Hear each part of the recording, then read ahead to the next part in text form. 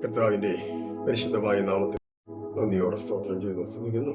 നാം പുഴയത്ത് വെച്ച തുരുതി എന്ന വിഷയത്തിന്റെ അടിസ്ഥാനത്തിൽ ചിന്തിച്ചുകൊണ്ടിരിക്കുന്ന ദിവസങ്ങളാണ്. നമ്മൾ ആദ്യമായിട്ട് ആ തുരുത്തിയെ കുറിച്ച് ചിന്തിച്ചത് വെള്ളം ഒഴിച്ചു വെക്കുന്ന തുരുത്തിയായി, രണ്ട് പാൽ ഒഴിച്ചു വെക്കുന്ന തുരുത്തിയായി നമുക്കിതിനെ ചിന്തിക്കാനിടയാം. ഉടയവന് വേണ്ടി, യജമാനു വേണ്ടി പാൽ ഒഴിച്ചു വെക്കുവാൻ, വചനം പകർന്നു വെക്കുവാൻ, വചനം അനേകരെ കേൾപ്പിക്കാൻ വേണ്ടി ദൈവം നമ്മെ ഒരു തുരുത്തിയാക്കി വെച്ചിരിക്കുക. എന്നാൽ ചില സന്ദർഭത്തിൽ ഈ തുരുത്തിയെ ദൈവം പുഴയത്തിലും, ചിലപ്പോൾ ദൈവം നമ്മെ എണ്ണ പകർന്നു വെക്കുവാൻ, പാല് പകർന്നു വെക്കുവാൻ അവൻ ഈ തുരുത്തിയായ നമ്മെ ഉപയോഗിക്കണം.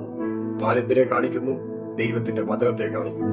വചനം അനേകർക്ക് പകർന്നു കൊടുക്കുവാൻ, വെള്ളം എന്ന് പറയുമ്പോൾ പരിശുദ്ധാത്മാവിനെ ആണ് കാണിക്കുന്നത്. അവൻ പരിശുദ്ധാത്മാവുന്ന വെള്ളം പകർന്നു വെക്കുവാൻ, വചനമാകുന്ന പാല് പകർന്നു വെക്കുവാൻ ദൈവത്താൽ തെരഞ്ഞെടുക്കപ്പെട്ട തുരുത്തികളാണ് നാം. ചില സന്ദർഭങ്ങളിൽ കഷ്ടതയാകുന്ന പുഴയത്ത്, വേദനയാകുന്ന പുഴയത്ത്, കണ്ണുനീരാകുന്ന പുഴയത്ത്, കടഭാരമാകുന്ന പുഴയത്ത്, നിന്ദയാകുന്ന പുഴയത്ത്, പരിഹാസമാകുന്ന പുഴയത്ത്, ഒറ്റപ്പെടലിന്റെ ആ പുഴയത്ത് ദൈവം നമ്മെ വെച്ചെന്ന് വരും. എന്നാൽ എന്നുന്ന പുഴയത്തല്ല, പുഴയത്തുനിന്ന് നാം എടുക്കുമ്പോൾ ദൈവത്തിന് വേണ്ടി പ്രയോജനപ്പെടുന്ന, നന്നായിട്ട് പാല് പകരുവാൻ, നന്നായിട്ട് വെള്ളം പകരുവാൻ, നന്നായിട്ട് എണ്ണ പകരുവാൻ പറ്റിയ ഒരു മാനപാത്രമായ തുരുത്തിയാക്കി ദൈവം നമ്മെ മാറ്റുകയാണ്. മൂന്നാമത്തെ തുരുത്തിയെ കുറിച്ച് നമുക്ക് ചിന്തിക്കാം. 1 രാജാക്കന്മാർ 17-ാം അധ്യായം അതിന്റെ 12-ാം വാക്യത്തിൽ നാം വായിക്കാൻ കഴിയുന്നത്, ദൈവദാസിയായിരിക്കുന്ന ശൂന്യകാരി പറയുന്ന ഒരു കാര്യം. കർത്താവിന്റെ ദാസനായിരിക്കുന്ന ഏലിയാവ് ഇതാ ശൂന്യമിലേക്ക് പോവുകയാണ്. അവിടെ ചെന്നപ്പോൾ ഒരു സ്ത്രീ വിറക് പറക്കും. അവളുടെ പറയെ കുറിച്ച് കുടിപ്പാൻ വെള്ളം വേണം. അവൾ വെള്ളമെടുക്കാൻ പോയതായ സമയത്ത് പ്രവാചകൻ പറയുക, പോയി വരുമ്പോൾ ഒരു അപ്പം വരണം. അവിടെ സ്ത്രീ പറയുന്ന കാര്യം എന്താ ചോദിച്ചാൽ, അല്പം മാവ് കലത്തിലും അല്പം എണ്ണ തുരുത്തിയിലുമുണ്ട്, അതല്ലാതെ എന്റെ കയ്യിൽ ഒന്നുമില്ല എന്ന് അവൾ പറയുന്ന രംഗമാണ് നമുക്ക് കാണാനായി സാധിക്കുന്നത്. എന്നാൽ അവിടെ നമുക്ക് കാണാൻ കഴിയുന്ന എങ്ങനെയാണ്? ദൈവത്തിന്റെ വചനം, ദൈവം പറഞ്ഞ വാക്ക്, അല്ലെങ്കിൽ ഏലിയാ പറഞ്ഞ വാക്ക് അനുസരിച്ച വിധവയെ ദൈവം മാനിച്ചു. കലത്തിലെ മാവ് തീർന്നുപോയില്ല, തുരുത്തിയിലെ എണ്ണ. 104-ാം സങ്കീർത്തനം 15-ാം വാക്യത്തിൽ ഇങ്ങനെ വായിക്കുന്നു, അവൻ ഭൂമിയിൽ നിന്ന് ആഹാരവും മനുഷ്യന്റെ ഹൃദയത്തെ സന്തോഷിപ്പിക്കുന്ന നീയും അവന്റെ മുഖത്തെ മിനുക്കുവാൻ എണ്ണയും മനുഷ്യന്റെ ഹൃദയത്തെ ബലപ്പെടുത്തുന്ന അപ്പവും ഉദ്ഭവിപ്പിക്കുന്നു. ദൈവത്തിന്റെ സ്തോത്രം. അതായത് അവൻ ഭൂമിയിൽ നിന്ന് ആഹാരത്തിന്, നമുക്ക് ഈ ഭൂമിയിൽ തരുന്ന ദൈവത്തിന്റെ ആഹാരം കൊടുത്ത് ദൈവത്തെ സ്തുതിക്കാം. ഭക്ഷിപ്പാൻ ആഹാരം തന്ന്, ധരിപ്പാൻ വസ്ത്രം തന്ന്, കിടക്കുവാൻ പാർപ്പിടം നമ്മെ പോറ്റിപ്പുണർത്തുന്ന ദൈവത്തിന് നന്ദി പറയാനിടയാകും. അതിന് ആഹാരത്തിന്റെ 3 മണ്ഡലമാണ് താഴെയുള്ള വാക്യത്തിൽ പറയുന്നത്. മനുഷ്യന്റെ ഹൃദയത്തെ സന്തോഷിപ്പിക്കുന്ന തീ, 2 മുഖത്തെ മിനുക്കുവാൻ എണ്ണ, 3 ഹൃദയത്തെ ബലപ്പെടുത്തുന്ന അപ്പം. ഇത് 3 ദൈവം നമുക്ക് നൽകിയിരിക്കുന്നു എന്നാണ് ആ വാക്യത്തിൽ നമുക്ക് കാണാനായി സാധിക്കുന്നത്. 1 എണ്ണ ദൈവം തന്നിരിക്കുന്നത് മുഖത്തെ മിനുക്കാനാണ്. ബീജ ദൈവം തന്നിരിക്കുന്നത് ഹൃദയത്തെ സന്തോഷിപ്പിക്കാനാണ്.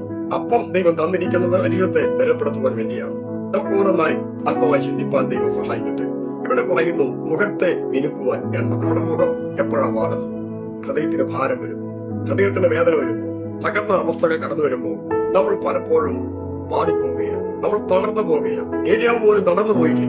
നമ്മൾ തളർന്നു പോകാൻ സാധ്യതയുള്ള സാഹചര്യത്തിലൂടെ കടന്നു പോകുമ്പോൾ നമ്മൾ തളർന്നു പോവുകയാണ്. ആ തളർന്നു പോകുന്ന സമയത്ത് ദൈവത്തിന്റെ വാഗ്ദത്തമല്ല ചോദിച്ചാൽ, എന്റെ ആത്മാവേ നിന്നിൽ വിഷാദിച്ച് ഇറങ്ങുന്നു. ദൈവത്തിൽ പ്രത്യാശ വയ്ക്കുക. അവൻ നിന്റെ മുഖപ്രകാശ രക്ഷയും നിന്റെ ദൈവമാകുന്നു എന്നിങ്ങനെ ഇനിയും നീ അവനെ സ്തുതിക്കും എന്ന് പറഞ്ഞാൽ, നിന്റെ മുഖം ചൂടിപ്പോകും. നിന്റെ മുഖം മാറിപ്പോകുമ്പോൾ, നിന്റെ മുഖം ക്ഷീണിച്ചു പോകുമ്പോൾ ദൈവത്തിന്റെ അരുളപ്പാട് എന്താണ് ചോദിച്ചു കഴിഞ്ഞാൽ, അവൻ നിന്റെ മുഖപ്രകാശ രക്ഷയാണ്. നിന്റെ ക്ഷീണിച്ച മുഖത്തെ മാറ്റാൻ, നിരാശപ്പെട്ട നിന്റെ മുഖത്തെ മാറ്റുവാൻ, വേദനിച്ച നമ്മുടെ മുഖത്തെ മാറ്റുവാൻ, തളർന്നുപോയ നമ്മുടെ മുഖത്തെ മാറ്റുവാൻ, വാടിപ്പോയ നമ്മുടെ മുഖത്തിന്റെ അവസ്ഥയ്ക്ക് മാറ്റം വരുത്തുവാൻ, ഒരു പ്രകാശപൂരിതമാക്കി തീർക്കുവാൻ ദൈവം ശക്തനായ ദൈവമാകുന്നു എന്നാണ് അതിൽ നിന്ന് നമുക്ക് മനസ്സിലാക്കാനായി സാധിക്കില്ലേ. ഒന്നുകൂടെ വ്യക്തമായി പറഞ്ഞു കഴിഞ്ഞാൽ, ആദ്യ മുഖം മാറ്റാൻ ദൈവത്തിന് മാത്രമേ കഴിയൂ. നമ്മുടെ മുഖത്ത് ഈ എണ്ണ കൊണ്ട് ഒരു പ്രകാശം പരത്തുകയാണ്. എണ്ണ എന്തിനെ കാണിക്കുന്നു? പരിശുദ്ധാത്മാവിനെ കാണിക്കുകയാണ്. ദൈവത്തിന്റെ വചനത്തിൽ 133-ാം സങ്കീർത്തനം പറയുന്നുണ്ടല്ലോ, സഹോദരന്മാർ ഒത്തൊരുമിച്ച് വസിക്കുന്നത് എത്ര ശുഭവും എത്ര മനോഹരവും. എന്നുവെച്ച് പറയുന്ന താരവന്റെ താടിയിലേക്ക്, നീണ്ടെടുക്കുന്ന താടിയിലേക്ക് ഒഴുകുന്ന തൈലം പോലെ. എന്താ അതിന്റെ അർത്ഥമല്ല? ദൈവത്തിന്റെ ദാസനായിരിക്കുന്ന അഹറോനെ അഭിഷേകം ചെയ്യുകയാണ്. അവന്റെ തലയിൽ ആ തൈലാഭിഷേകം കൊണ്ട് ഒഴിച്ചപ്പോൾ ആ തൈലം അവന്റെ മുഖത്തൂടെ ഒഴുകി, അവന്റെ താടിയിലൂടെ ഒഴുകി, അവന്റെ നെഞ്ചത്തൂടെ ഒഴുകി, അവന്റേതായ ശരീര വയറിലൂടെ ഒഴുകി അവന്റെ കാൽപാദത്തിലേക്ക് എത്തിച്ചേരുകയാണ്. ഈ ആഹാരം പിന്നെ നടക്കുന്ന ഇടത്തൊക്കെ ഈ എണ്ണ പതിയുകയാണ്. ഒന്ന് ചിന്തിച്ചു നോക്കണം. ഈ അഭിഷേകം നമ്മുടെ മേൽ പകർന്നെങ്കിൽ, ഈ എണ്ണ നമ്മുടെ മേൽ പകർന്നെങ്കിൽ, അത് നമ്മുടെ തലയിൽ ഈ എണ്ണയുടെ ശക്തി വ്യാപരിക്കണം, നമ്മുടെ മുഖത്ത് അതിന്റെ ശക്തി വ്യാപരിക്കണം, നമ്മുടെ ഹൃദയത്തിൽ അതിന്റെ ശക്തി വ്യാപരിക്കണം, നമ്മുടെ വയറ്റിൽ അവന്റെ ശക്തി വ്യാപരിക്കണം, അവന്റെ ആദ്യ ഞരമ്പുകളിൽ അവന്റെ ശക്തി വ്യാപരിക്കണം എന്നാണ് അതിൽ നമുക്ക് മനസ്സിലാക്കാനായി സാധിക്കുന്നത്. അത് ഒന്നാമതായി നമുക്ക് കാണാനായി സാധിക്കുന്നത് എണ്ണ. രണ്ടാമതായി കാണുന്നു തീഞ്ഞ ഹൃദയത്തെ സന്തോഷിപ്പിക്കുന്നതാണ്. ഇത് പറയുന്ന കാര്യം എന്താണെന്നറിയാമോ? നിന്റെ രക്ഷയുടെ സന്തോഷം എനിക്ക് തിരികെ തരണമേ. അതിന്റെ അർത്ഥം ലോകം സന്തോഷിപ്പിക്കുന്ന അനേകം മണ്ഡലങ്ങളുണ്ട്, എന്നാൽ പരിശുദ്ധാത്മാവ് അല്ലെങ്കിൽ ദൈവം തരുന്ന സന്തോഷം മാറ്റാൻ ലോകത്തിൽ ഒരു ശക്തിയെ സാധിക്കുകയില്ല. കർത്താവ് പറയുകയാണ്, എന്റെ സമാധാനം ഞാൻ നിങ്ങൾക്ക് തന്നിച്ചു, ഞാൻ തരുന്ന സമാധാനം ലോകത്തിൽ എടുക്കുവാനോ സാധിക്കുകയില്ല എന്ന്. അതെ, രോഗവും പ്രശ്നമൊക്കെ ജീവിതത്തിൽ കടന്നു വരുമ്പോൾ അതിനെ ജയിക്കുന്ന ഒരു ദൈവകൃപ. എല്ലാവരുടെയും ജീവിതത്തിൽ ഓരോ പരിശോധനകളും പ്രയാസങ്ങളും അല്ലെങ്കിൽ ശൂലമുണ്ട്. ഈ ശൂലം നമ്മെ ചിലപ്പോൾ കുത്തിക്കൊണ്ടിരിക്കുന്ന അനുഭവം ഉണ്ടായേക്കാം. എന്നാൽ നമ്മൾ കാര്യം ഓർക്കണം, ഈ ശൂലം നമ്മെ കുത്തിക്കൊണ്ടിരിക്കുമ്പോൾ ആ മുനയെ പൊടിയുന്ന ഒരു ദൈവകൃപ നമ്മളുടെ ദൈവം നൽകിയിട്ടുണ്ടെന്ന് ദൈവത്തെ ശ്രദ്ധിക്കണം. പലപ്പോഴും ശൂലം നമ്മെ കുത്തുമ്പോൾ, അതിന് മുന നമ്മെ കുത്തുമ്പോൾ, അത് നമ്മെ വേദനിപ്പിക്കാൻ ശ്രമിക്കുമ്പോൾ, അതേ പൊതിഞ്ഞ ദൈവകൃപ അനുഭവിപ്പാൻ കർത്താവ് നമുക്ക് നൽകുന്ന ഭാഗ്യത്തെ ഓർത്ത് ഞാൻ ദൈവത്തെ സ്തുതിക്കുക എന്ന് പറഞ്ഞു കഴിഞ്ഞാൽ, രോഗങ്ങളും പ്രശ്നങ്ങളും പ്രതിസന്ധികളും കടഭാരങ്ങളും ഒക്കെ ജീവിതത്തിൽ വരുമ്പോൾ അതൊന്നും നമ്മുടെ സമാധാനത്തെ കെടുത്തി കളയുവാൻ പര്യാപ്തമല്ല, നമ്മുടെ സന്തോഷത്തെ കെടുത്തി കളയുവാൻ പര്യാപ്തമല്ല. അതിന്മേൽ വ്യാപരിക്കുന്ന ഒരു ദൈവകൃപ നമ്മിൽ വ്യാപരിക്കുന്നു എന്ന് ഓർത്ത് ദൈവസന്നിധിയിൽ നന്ദി പറയുവാന്നൊക്കെ ഇടയാകണം. കഷ്ടതയിലും പാടുന്നത് ആരാ? ദൈവമക്കളാണ്. പ്രതികൂലത്തിലും പാടുന്നത് ആരാ? ദൈവമക്കളാണ്. സങ്കടത്തിലും പാടുന്നത് ആരാ? ദൈവമക്കളാണ്. എല്ലാ സന്ദർഭങ്ങളിലും പാട്ടുപാടും ദൈവമക്കളാണ്. അതാ ദാവീദ് പറയുന്നത്, ഞാൻ യഹോവയെ എല്ലാ കാലത്തും വാഴ്ത്തും, അവന്റെ സ്തുതി എപ്പോഴും എന്റെ നാവിന്മേലിരിക്കും. ഏത് സാഹചര്യത്തിലും ദൈവത്തെ വാഴ്ത്താൻ, ആരാധിക്കുവാൻ, സ്തുതിക്കുവാൻ കഴിയുന്നതാണ് യഥാർത്ഥമായ ഭക്തിയുടെ ലക്ഷണം. നമുക്ക് അനുകൂലമായ സാഹചര്യത്തിൽ മാത്രം പാട്ടുപാടിയാൽ പോരാ. പ്രതികൂലമായ സാഹചര്യങ്ങൾ ജീവിതത്തിൽ കടന്നു വരും. നമുക്കെല്ലാം പ്രതികൂലമെന്ന് പറയുന്ന നിമിഷങ്ങൾ ജീവിതത്തിൽ സംജാതമാകും.